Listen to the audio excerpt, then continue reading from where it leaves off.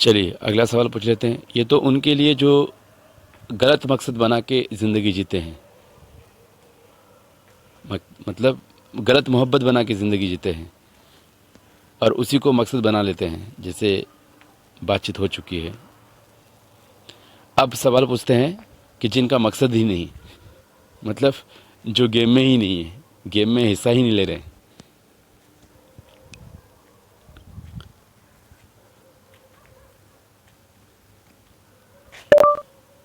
ان لوگوں کے بارے میں قرآن کیا کہتا ہے جو لوگ سوچتے نہیں ہیں، سمجھتے نہیں ہیں اور اپنی زندگی کا کوئی مقصد ہی نہیں رکھتے ہیں، بس وہ اسی طرح سے جیے جاتے ہیں جیسے عام جینے والی زندگی جینے والی زندہ چیزیں زندگی جی رہی ہے، جیسے جانور.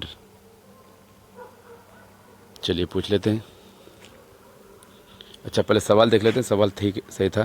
ان لوگوں کے بارے میں قرآن کیا کہتا ہے جو لوگ سوچتے نہیں ہیں، سمجھتے نہیں ہیں اور اپنی زندگی کا کوئی مقصد ہی نہیں رکھتے ہیں، بس وہ اسی طرح سے جیے جاتے ہیں جیسے عام جینے والی زندگی جینے والے زندہ چیزیں زندگی جی رہے ہیں، جیسے جانور.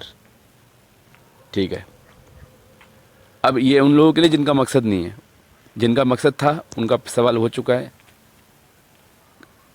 اور اب نہیں مقصد والا، مطلب جن کا غلط مقصد تھا زندگی جینے کا، یہ 60-70 سال، اب وہ جو لوگ بس مطلب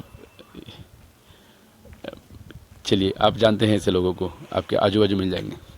قرآن میں اللہ تعالیٰ نے ان لوگوں کے بارے میں جو بنا سوچ سمجھ اور بنا کسی مقصد کے زندگی گزارتے ہیں، ان کا ایک مثال جانوروں سے بھی بدتر دی ہے. اللہ اکبر. مطلب جن کی زندگی میں کوئی مقصد ہی نہیں، پرپز نہیں ہے، گول نہیں، ایم ہی نہیں ہے، وہ ایک جانور جیسا ہے، قرآن کہہ رہا ہے. قرآن کے مطابق انسان کو عقل اور سمجھ دیا گیا ہے، اور اس کا اصلی مقصد ہے کہ انسان اپنے رب کو پہچانے.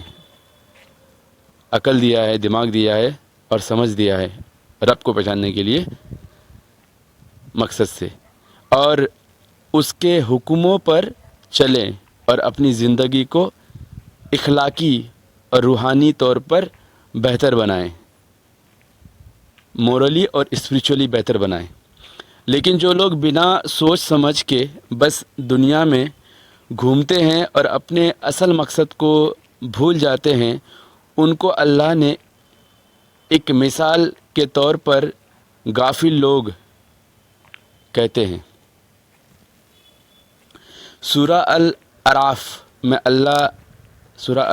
میں اللہ تعالیٰ ارشاد فرماتے ہیں، کہتے ہیں، اور ہم نے جہنم کے لیے بہت سے جن اور انسان پیدا کیے ہیں، ان کے پاس دل ہے لیکن سمجھتے نہیں، ان کے پاس آنکھیں ہیں لیکن دیکھتے نہیں، ان کے پاس کان ہے لیکن سنتے نہیں. یہ لوگ جانوروں جیسے ہیں بلکہ ان سے بھی زیادہ بھٹکے ہوئے ہیں. یہ وہی ہے جو غفلت میں ڈوبے ہوئے ہیں. دیکھیے سیلف ایکسپلینری آیت ہے. تفسیر ابن کثیر کے مطابق یہاں اللہ نے اس قسم کے لوگوں کا ذکر کیا ہے جو صرف دنیا کے مزے اور فائدے پر لگ جاتے ہیں اور اپنی آخرت کو بھول جاتے ہیں. ان کے پاس سمجھ اور عقل ہونے کے باوجود یہ اس کو استعمال نہیں کرتے ہیں اللہ کے پیغام اور ہدایت کو سمجھنے کے لیے. اس لیے اللہ انہیں جانوروں سے بھی زیادہ بھٹکے ہوئے اور گمراہ کہتے ہیں. اسی طرح سورہ الفرقان میں بھی ایسے لوگوں کا ذکر ہے جو بنا کسی مقصد کے زندگی میں گمراہ رہتے ہیں. کیا تم یہ سمجھتے ہو کہ ہم ہم نے تمہیں یوں ہی بیکار پیدا کیا اور کہ تمہارے پاس واپس نہیں کہ تم ہمارے پاس واپس نہیں آؤ گے؟ کیا تم یہ سمجھتے ہو کہ ہم نے تمہیں یوں ہی بیکار پیدا کیا اور کہ تم ہمارے پاس واپس نہیں آؤ گے؟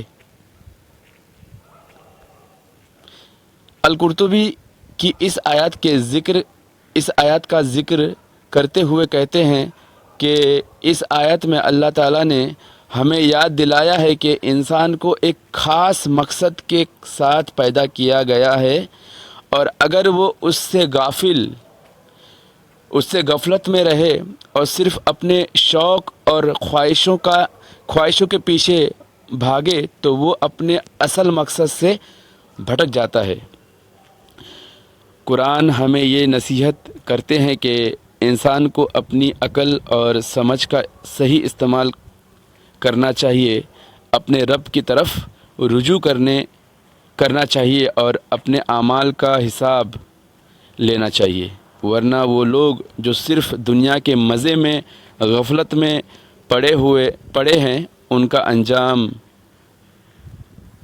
پشیمانی اور ندامت کا ہوگا۔